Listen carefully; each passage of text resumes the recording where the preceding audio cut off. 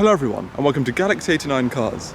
Now for the next few days I have Evhire's new G63 that we recently collected with Paul Wallace from Supercars of London and Parker from Vehicle Virgins. In this time I plan to shoot two videos with the car. The first is an in-depth tour, which is why I'm in this kind of distinctive location where I film all of my in-depth tours that aren't filmed at dealerships. The second video is what I'm filming right now. It's like a living with, I'm trying to show you practically what the car's like to live with, more like a day in the life I suppose. And the first thing we can do to get started with that is look at the exterior aesthetic. Now the car has been significantly softened off on the last one. I think it's also wider as well. It has a wider wheelbase. It's got a lot more of a kind of a squat stance. Now if we move around to the doors to kind of move in, the car holds the old, very distinctive plastic mechanical door locks that require quite a hard push to open and have that proper sound, but it's worth it because we're greeted with a very nice updated interior. Now before we get to that, we obviously have to get into the car. Now I want to show you the ground clearance first. And if we look under the car, there's a component that's sort of hanging down just through here, we can't really see, but I imagine that's the differential. And that hangs at around 241 millimeters or 24.1 centimeters. And that's the sort of official ground clearance of the car. But from all the way sort of down here, under the car, to up there is 5 to 10 centimeters, so we may be looking at 30 to 35 centimeters from the ground to actually where we place our feet on the floor of the car. That's a good foot, and although the car has a step which we can see here, it is actually kind of difficult to get in. Now we're going to do that right now. First of all, actually, we can see that because of this, and it's got the beautiful macchiato leather, that that's becoming a slight issue already. But anyway, let's get inside the car. Right. So now inside the car, we're greeted with new extended dash. But if we reach over and pull the door in, it requires a really hard pull, which you're kind of unfamiliar with cars, modern cars, because everything has to be so soft. You're not meant to slam doors, but in this, it's counterintuitive. You're really meant to slam the door. So the display comes on. This is completely configurable to how you want it, but first of all, I think we should get started. So, if we go down here, we can see the start-stop button. So if I just put the ignition on for now, I'll just put the entire car on. It thunders into life. And then if you want to adjust the mirrors, all of the mirror controls are down here, so you just press on whichever one you want. And let's just say we want to adjust this mirror, then we can just do that. There's not actually a huge amount of movement in the mirrors, in all honesty. And we can see on the side of the mirrors, there's a line, and that's for the blind spot assist, which is actually really helpful. And then we go up here. There's not a huge amount of visibility through the rear, which I can show you here. I mean, there's enough, probably, but it's a little bit obscured by different things. But I really love the actual mirror component itself, the way it's sort of borderless and seamless. More manufacturers are doing this, and it's actually quite a very pretty aesthetic. So in terms of setting the car up, we've got all of the seat controls here. So we can go up, move the seat up or down or forward or backwards. And it's broken down into the typical Mercedes fashion with the head and the kind of main body lumbar support, and then the rear of the car. Memory functions down the side, if I'll show you down here. And it's also got level 3 heat seating as well. So if we want to input anything into here, all of the controls are in the central column, same as before. One of the few main differences with this is that it has the switchable sports exhaust, which is here. You probably can't hear that much from inside the car, but trust me, it does make a noticeable difference. Overall though, the car is probably quieter and less bassy than the previous model. Another key difference is that we have the adaptive suspension here. So I'm pretty sure the previous car didn't have that. So there's Comfort, Sport and Sport Plus if we look up here. So I'm changing it here, Comfort, Sport, Sport Plus. Other than that, we have the different transmission settings where you can put it into manual or automatic. And then you have the dynamic select thing here where we can change through the different driving modes. So we can go up or down, and you can see the little thing, adaptive suspension coming on when putting it on a different mode. So if I come to the main screen, we can see that there are a couple modes. We have slippery, which I'm pretty sure is a new mode. Everything's sort of turned down and the car's geared obviously more for slippery conditions. And then also looking at this, balanced. I'm pretty sure I've never seen balanced before on a Mercedes. And then we have individual, which we have before. You can fully customize that mode yourself. Comfort, sport, and sport plus. Now, I don't know if you could hear that. Let me see if I can show you. Sport. So that picks up the engine revs by a few 100 RPMs as well. So we'll put it back into comfort though for now. I want to go back to the main screen and I want to show you the current MPG. So the reason I want to show you the MPG, because obviously this is meant to be sort of a day in the life, daily driving kind of video. And if I may not get another opportunity, I want to show you now.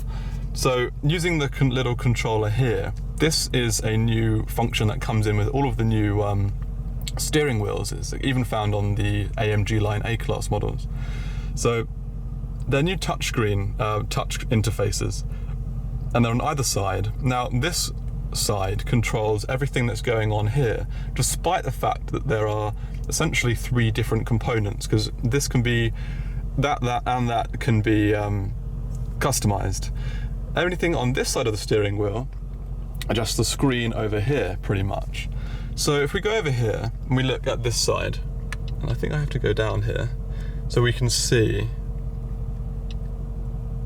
that, well, from start we've got 9 mpg, from reset, which is probably 15 mpg. I mean, that's not great. I've done a little bit of driving so far and I've seen probably closer to 20, but of course the 4-litre bi-turbo 585 brake horsepower V8 is going to be a very thirsty unit, especially in a car that's around 2.5 tons. Now, is there anything else I can show you in here? Now, in terms of sort of climate control stuff, it's all down here. It's dual zone once again. So if we want to make it cooler, we just press this down and then we can see the temperature adjusting on this side here. We can also go up by pressing up. For this side of the cockpit, there's the same sort of controls, and on this side of the screen, we can see it going up. The fan speed can be controlled just down here, and then we get the front and rear demist, really nice IWC clock in the middle, and you know, the vents are very easily maneuverable, 360 degrees, although I don't know if there's a turn off function. Before you would twist them to turn them off. The centre we have controls that we're not actually going to use. These are the locking diffs for off-road, and we also have a low range mode as well, which complements these if you want to go off-road, which we won't do today. Now, in the old car there was a very thick heavy mechanical handbrake just down here. That's been moved down to here now and is an electric parking brake, which can also be applied just by pressing on the end of this stalk. Now, to put the car into gear, there's no manual gearbox. I mean, there wasn't before.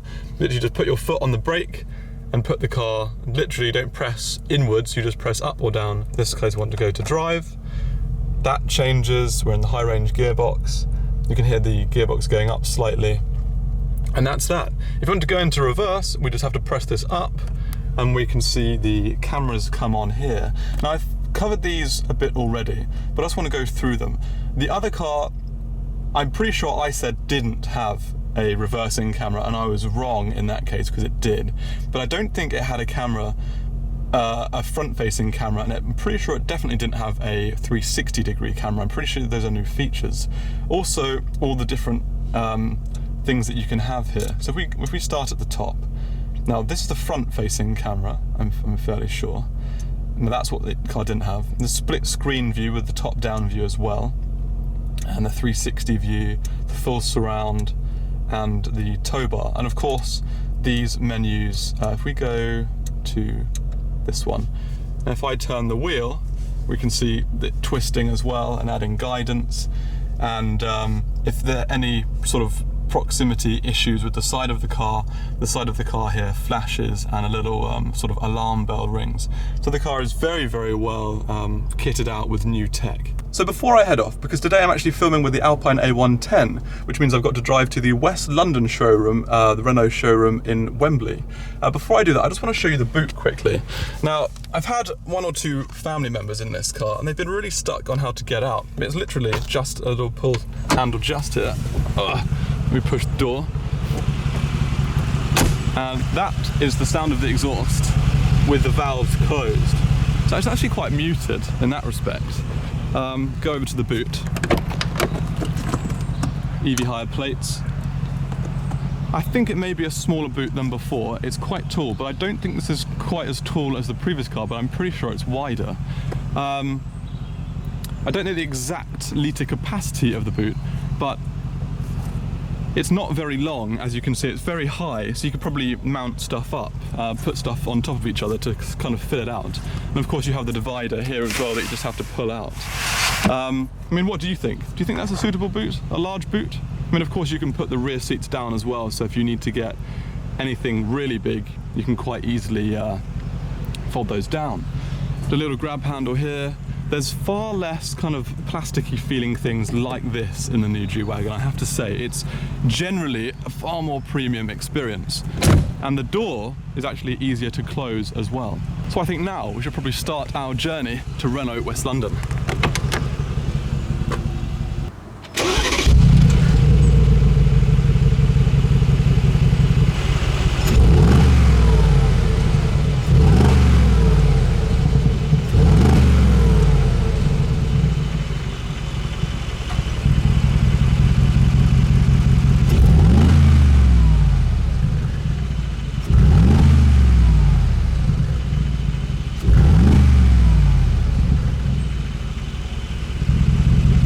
So not a typical feature of one of my videos, but I thought I'd give you a little behind the scenes look as I'm kind of doing a living with feature. I've driven down to Renault West London to film with the A110. Of course I brought the big G with me. I had to fit it into this tiny little space here. Now it is quite small, obviously fit between a Nissan and a Renault, and not a great deal of space at the front, and it is overhanging a bit at the rear. It did take a fair amount of shuffling to get it in, I'm not going to lie, but because of the camera that pops out here and the camera that comes out at the front, it made it a significant amount easier to actually get in.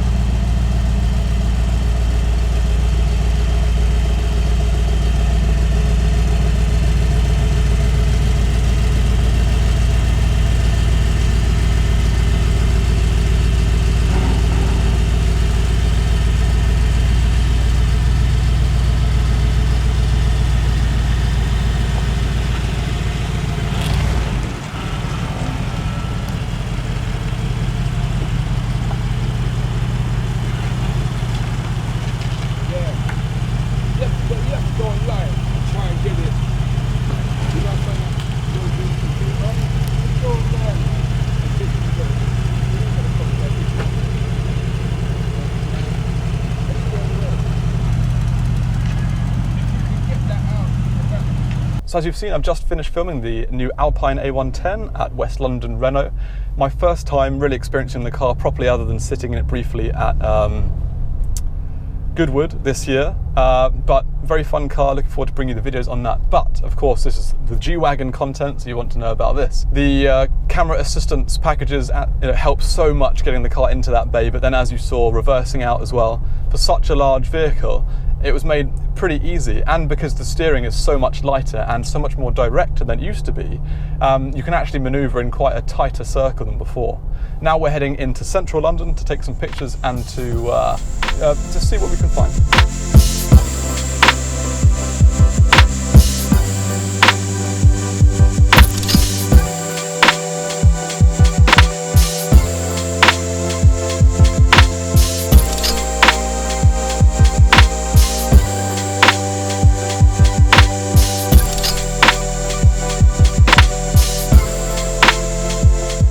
Made it into central London. This is actually my first time in central London, not only in a G-Wagon, but also in an SUV of any kind whatsoever. So it's a pretty good test, not only of my driving ability, but also of kind of how easy it is to drive this car around, because as you know about London, as I'm sure you can see, the traffic situation is always an absolute nightmare. People pushing in, barging, yeah, and just the amount of cars, the amount of people, the amount of things going on. Yeah, it's pretty insane. But I have to say the G-Wagon is performing very well. The level of manoeuvrability is enhanced greatly by the new driving system. The fact that it has much sharper turning circle, much sharper turning in general. The fact that the steering wheel is now, in a sensation at least, far more connected to the wheels than ever before. It means that you have far more control over the car and in terms of its direction and where it's going and everything. As we're in London and car enthusiasts, it's always worth checking out some of the key hotels just to see if there's anything kind of interesting. Now, I've heard from the person who's actually filming this, at Fergus Wong on Instagram, shout out, that there are some pretty interesting cars near a hotel that a lot of people know about. It's called the Berkeley, and there are hopefully some hypercars outside, so we will see in a second. So outside we can already see the back of a Urus. Pretty sure that's what that is. There is also, is that a 918 Spider? And a fellow G-Wagon. I'm pretty sure they are all owned by the same person. Oh, it's an edition 1 as well. They're actually super rare, and it would be actually kind of cool to get a video of this and that together, or an image or something. So maybe I'm going to turn around and see if we can get a picture.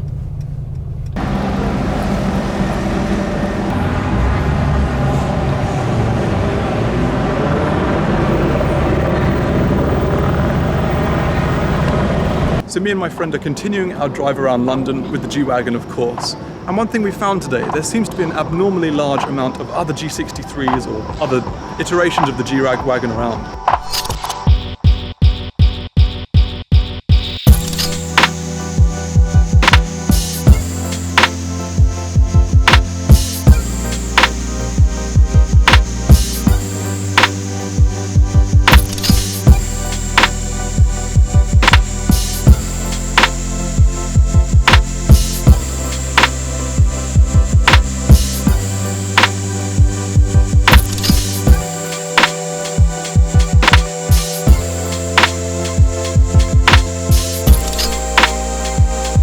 Could be, you know, this kind of phenomenon where you have a car or you're thinking about buying a car or something, so your sort of awareness is heightened as a result. But I just wanted to show you this one that we parked next to.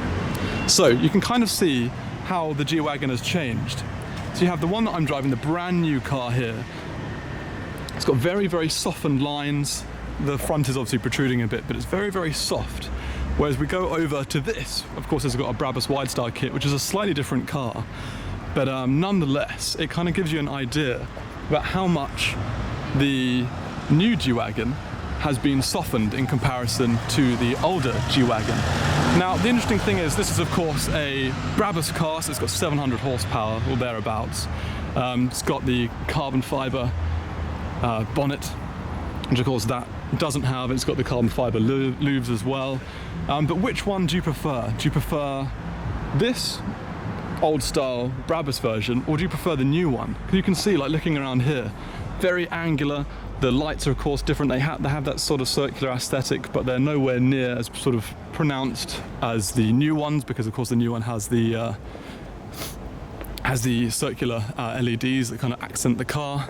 And around the back as well, the lights have been changed significantly, so they're sort of quite standard on that one. But then if we look at the lights over on this car, you can see that they're a lot more kind of refined, pushed back into the car more. We've got a much more of a distinct style.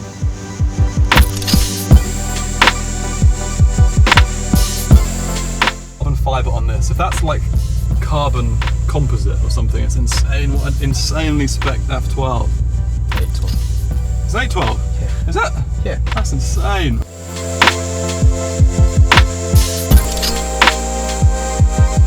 If you know much about this new G63, you'll know that one of its new features over the old model is this new ambient lighting that we have down here.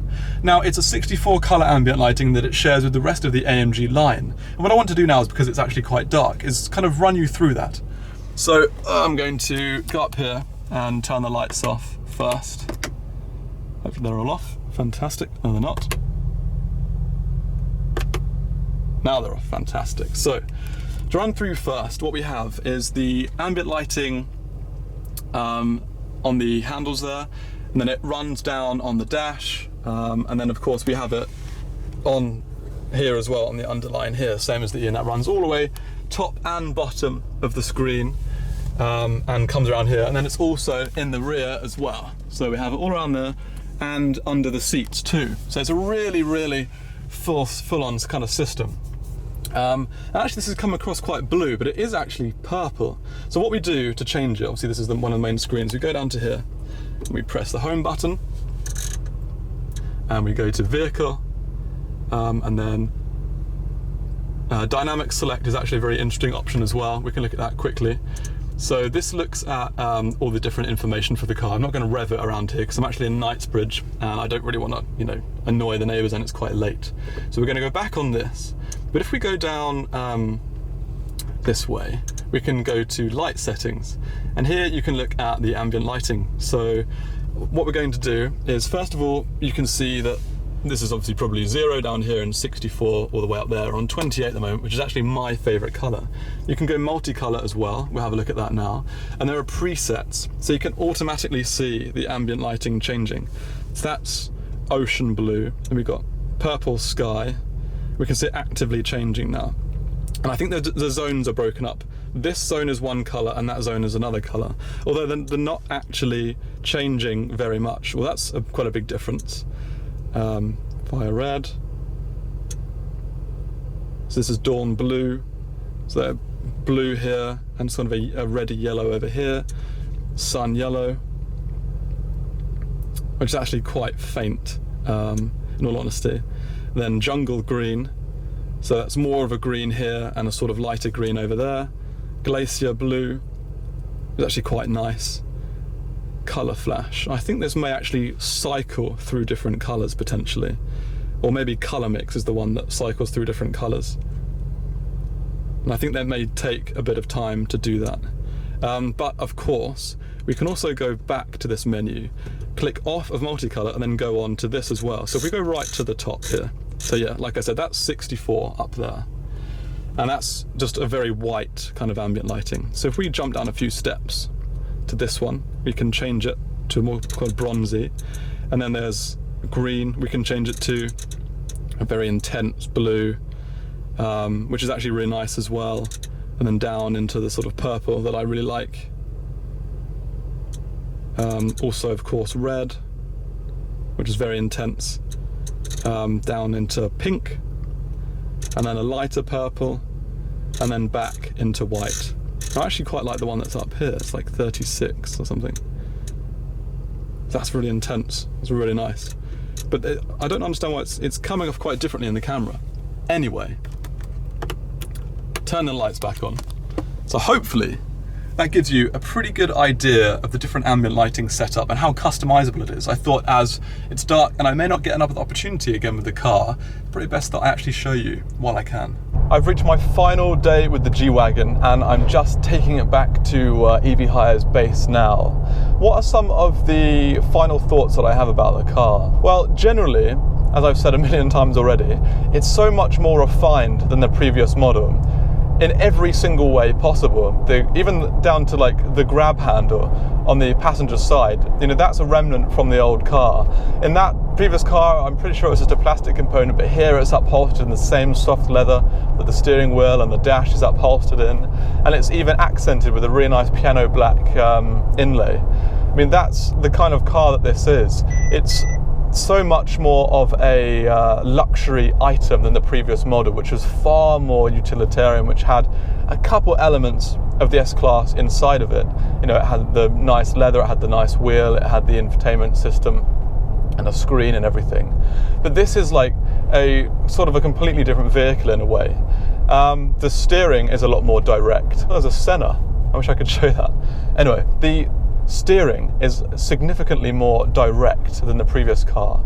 It's also very light and very easy and predictable as well, which is kind of what you want in a car of this size. This new G-Wagon has the new 9-speed transmission. it transitions through the gears pretty well normally, but if you rev the car or you go quite quickly or you put your foot down, it gets quite stifled and it holds onto the gear for quite a while, and you really have to like let the car idle and sort of just run in very low revs for even up to like 20-30 seconds before the engine or the gearbox realizes, okay, I need to change down and I don't want to be driving in a sort of aggressive manner. That's a bit of an annoying feature, I suppose, because it's such a bulky, heavy, loud car with the sports exhaust on. The fact that it's just holding the gear, or more than anything, because the fuel economy is so awful. I mean, I've been averaging on the motorway probably around just over 20, but general sort of combined driving probably under 10 miles per gallon. And if the gearbox is holding on to gears in high revs when it kind of doesn't need to be, you're going to be reducing the MPG even further, which isn't great. But fortunately, the car does have quite a substantial fuel tank. I believe it's over 100 litres. When I picked the car up with a fuel tank, it had over about 320 miles on the clock. In the 4 days I've had the car, I probably would have driven somewhere around 300 miles, if not slightly less.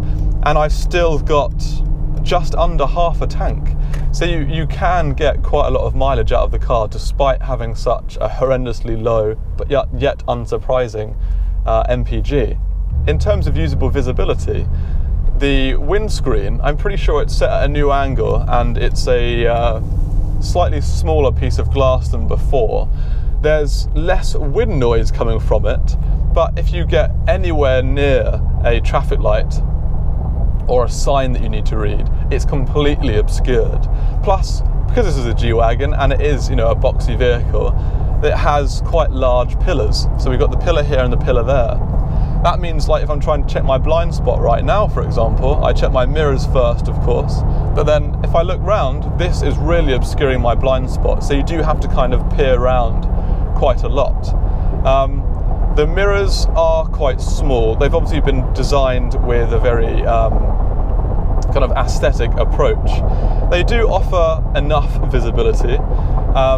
You can place the car in the lane. That's really what I use them for mainly, is for checking my blind spots, well, for checking what's on the edge of the car and also to see if the car's in the lane.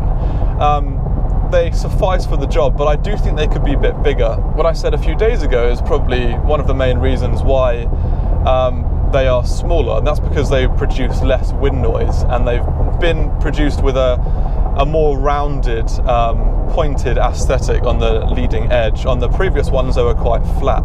Looking in the rear view mirror, if you have the headrests up, there's basically no view whatsoever. It's, a very small window in the back and it's obscured by the wheel anyway. But then you have quite a small, sleek rear view mirror looking into that, and you can really only see just a bit over the top of the rear wheel that's glued to the back door. Other than that, the kind of visibility is assisted with all of the sonar arrays and sensor arrays that are around the car. I'm pretty sure the car is surrounded by sensor arrays, 360 degrees, not just front and rear.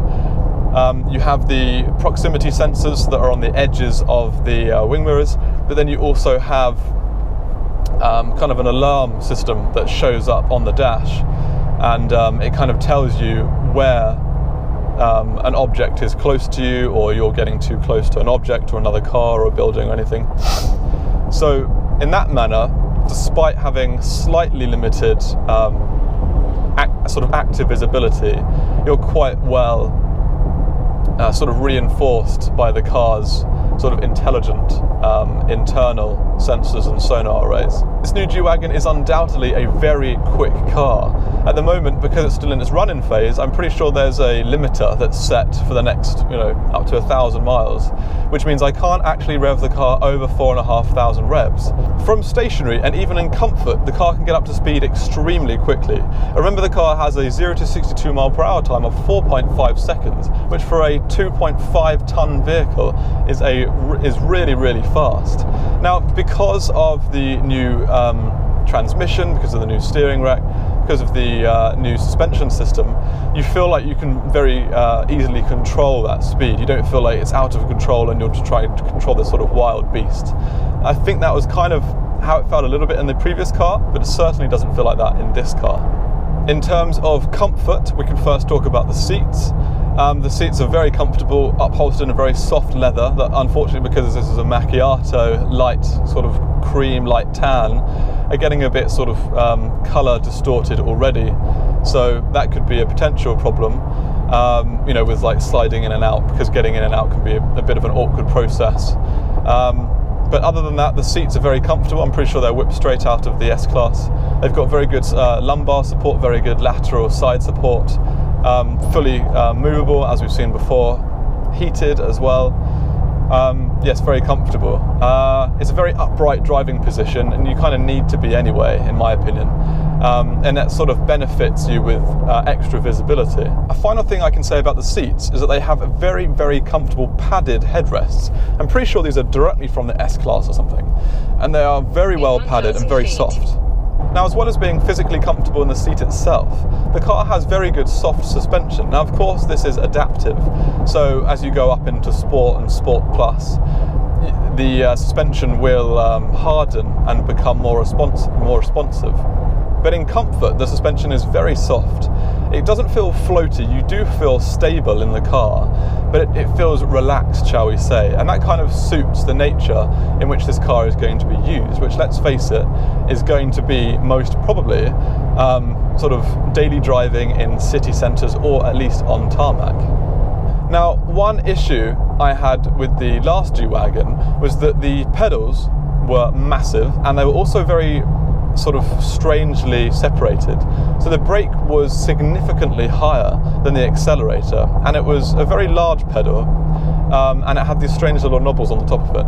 Now, the pedals in this car, I think they are closer, and they're significantly easier to transition between. Now, Mercedes have obviously noticed this from using it themselves or feedback from other customers, and I'm glad that they've changed it, because it's just, you know, in such a large car, having control and very sort of intuitive driving experience is quite important, you know, to sort of gain control of it and feel confident driving it in different situations. And manoeuvring between the pedals is obviously going to be a key factor in this. So now that I can move a lot easier between the pedals, it's a big improvement. As I'm sure you've seen throughout the entire video, I've only had one arm on the steering wheel. Now, I'm not trying to replicate any sort of particular aesthetic or driving style, but it just reflects how easy the G-Wagon is to drive. I mean, really, you can just sit back, as I'm doing at the moment, and very easily control the car in any driving situation, in any road condition whatsoever, with just one hand. And the steering wheel, being a small, sort of well-formed component, is also a kind of a joy to hold on to as well. Now, it might be nice for them to have Alcantara inlays where these perforated sections are, but in all honesty, I understand why they have the perforated leather. It's because, you know, this is meant to be a luxury automobile rather than necessarily a sporting car, and the Alcantara, of course, reflects sort of sporting heritage and leather more so towards towards luxury. Now, it has really nice indented sections in the 9 and 3 positions, so if you were to hold it with both hands, you know, you can get a really good grip on the steering wheel, and you have a very easy access to the actual rather small AMG gear selectors. At first, I was actually a bit worried that it might be quite a difficult car to place, and it might be almost too big for the road. But when you actually start driving the car, it's very easy to place, because you have the frog eye indicators. You know where the corners are, and because of the mirrors, and you can easily see where the dotted lines are in the lane. But one thing I have noticed about the car is that it has an illusion. It has an illusion of size. When you're in it, you feel both that it's a very big car, but it also feels rather compact at the same time. You can see the sort of boot extending out in front of you, but it also feels quite close at the same time. Now, I imagine this is because it offers quite a high driving position. The second illusion is the illusion of speed. I often feel like I'm going a lot faster than I actually am. Like, I'm on the motorway right now. I could easily think I'm going 60, 70, but I'm actually only going 52 miles per hour. Now, I think that's probably quite a good thing, because it ensures that you might go slower then you actually are, it obviously offers a safer driving experience. Another thing to comment on is the new sports exhaust. Now, the previous car had a fixed exhaust that was open 24/7. It was quite a loud car with a very distinctive sound. I mean, it had a 5.5 litre bi-turbo V8. You know, no car is going to be quiet with that sort of powertrain. But this, if I take it off, it does take off some of the bass, and it becomes actually quite a bit quieter. Now, of course, you're still going to have that V8 burble. You're not going to eradicate that completely with, you know, 585 horsepower. You're just not going to eradicate that. And why would you want to? But what it says to me is the car is also fairly well sound insulated. There's a lot less wind noise than there was before. And it does have two rubber sills that go up over the doors and the inside of the doors. And I imagine this aids with sound insulation. But then when you put the sports exhaust on, you retain that deep burble that you can hear even now. I haven't heard any crackling or pops from the exhaust, but I'm sure it is more than capable of creating it. And I'm sure Brabus and any aftermarket exhaust manufacturers will certainly create exhaust that will create that sound. A very common feature when you're on the motorway, at least, is to kind of get comfortable in your driving position. You just sort of put your arm up and sit back. Now, in the passenger seat, this is quite comfortable because you can just put your arms down and there's a lot of room. The armrests, both in the centre and on the sides, kind of sit in a very comfortable position when your arms fall naturally. But on the driver's seat, it gets very high. So you have to have your arm up kind of like 90 degrees. And after a while, it does get very tiring to do that. It would have been better if there was an armrest maybe down here. Maybe if you've got longer arms or different arms, that'd be more comfortable for you. But for me, I found this to actually be quite uncomfortable. So I hope you found this little insight into the new G63 helpful or useful. Please check out the link in the description of the video for all information on Evhire and how to access this car if you want to hire it. Please subscribe for the latest content, and until next time, thanks for watching.